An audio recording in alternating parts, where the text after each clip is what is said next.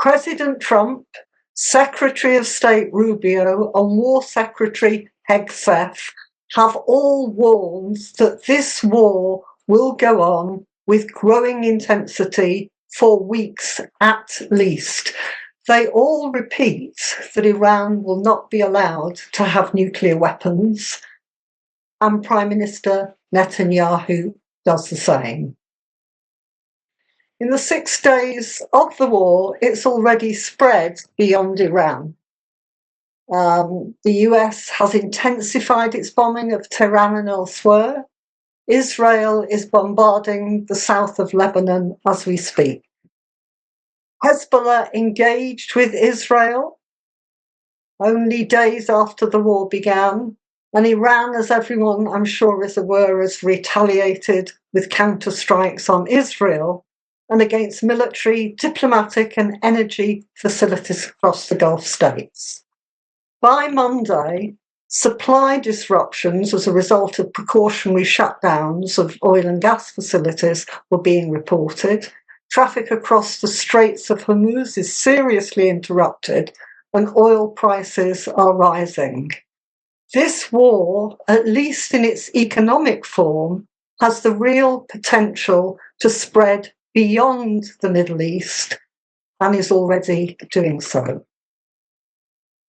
Yet again, Trump and Netanyahu are using the pretext of nuclear weapons as justification for launching a war on Iran, as they did during the 12-day war in June last year, and as Abbas explained they've done in the past. CND, as I'm sure everyone realises, is implacably opposed to the possession of nuclear weapons by any country, including our own. We campaign for the abolition of the Trident nuclear weapons system. And Britain's nuclear capability has been expanding in the recent past with the sighting of US nuclear gravity bombs at Lakenheath and the purchase of nuclear-capable US jets. They'll be stationed at Marham and they will take part in NATO's nuclear missions. This makes us a target and it endangers everyone in Britain. That's why we want to stop British bases being used by the US in this war against Iran.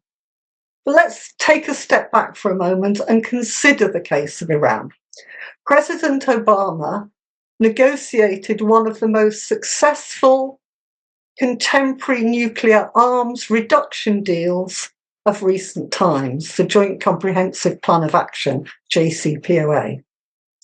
In return for lifting some sanctions, Iran agreed to limit the development of its civil nuclear program and open its nuclear facilities up to IAEA inspections. Iran, unlike Israel, is a long-time member of the Nuclear Non-Proliferation Treaty, as Abbas pointed out. The International Atomic Energy confirmed the JCPOA was working.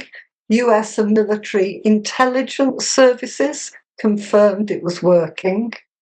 During his first term of office, President Trump pulled the US out of the agreement. Effectively, he brought it to an end.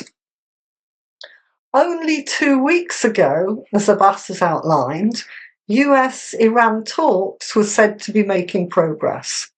Trump said it, the Iranians said it, Oman's foreign minister, who was facilitating the negotiations, said it, and they were due to reopen again around about now. Furthermore, shortly after the latest negotiations adjourned, Iran announced it would permit IAEA inspections, which had ended as a result of the 12-day war. So ask yourself this. If Trump is so keen on ending Iran's nuclear program, why did he pull out of the JCPOA?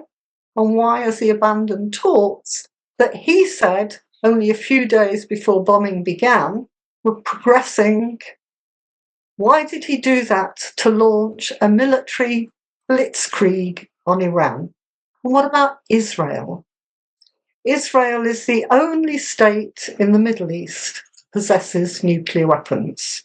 It's refused to acknowledge it has them. It's done that since the 1960s. It refuses to sign up to the Nuclear Non-Proliferation Treaty, and it doesn't permit IAEA inspections. In both cases, the claim that the war is to stop Iran getting nuclear weapons is no more and no less than a barefaced nuclear hypocrisy. If I had time, I would be very happy to go into much more detail about this, and if people have questions, I'll be pleased to do so. Let me turn now to Britain and Keir Starmer's role in the war.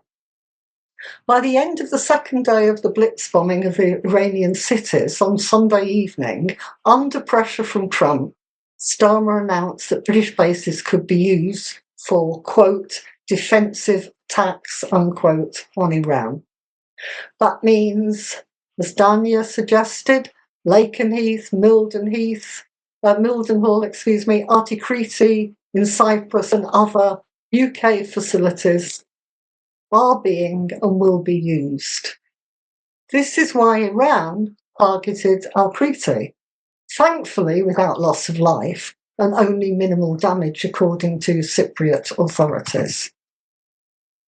Starmer's statement is yet another piece of constructive ambiguity that the UK Prime Minister has developed a reputation for in his short time in office.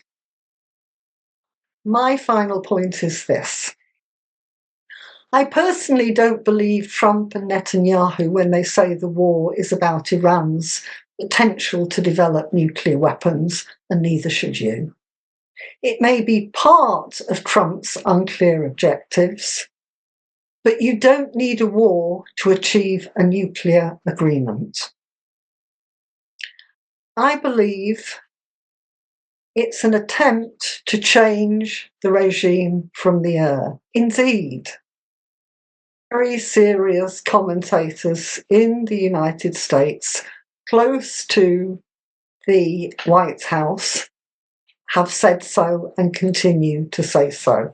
And we should all be listening to the growing number of security and military commentators that tell us it can't be done. You cannot change a regime without boots on the ground, which Trump is more than reluctant to do.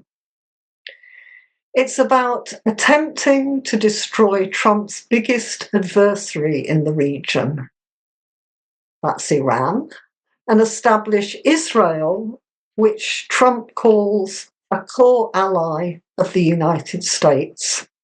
Establish Israel as the sole hegemon in the Middle East. In the process of this reckless campaign, there's a serious and growing danger that the war will spark conflict across the broader Middle East and even beyond.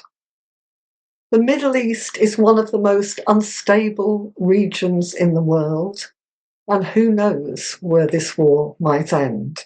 So, in conclusion, CND is calling for an end to the war on Iran, a return to negotiations, and we join with the British Trade Union Congress in calling, I'm quoting, for comprehensive and universal ratification of the Treaty on the Prohibition of Nuclear Weapons and for strengthening international efforts at reducing nuclear armaments and safeguarding collective security. CND is also demanding British bases are not used for attacks on Iran. Join us on the streets, join us online, add your voices to the majority of public opinion in Britain who oppose Trump's war, and help us to put an end to the war on Iran. Thanks for listening.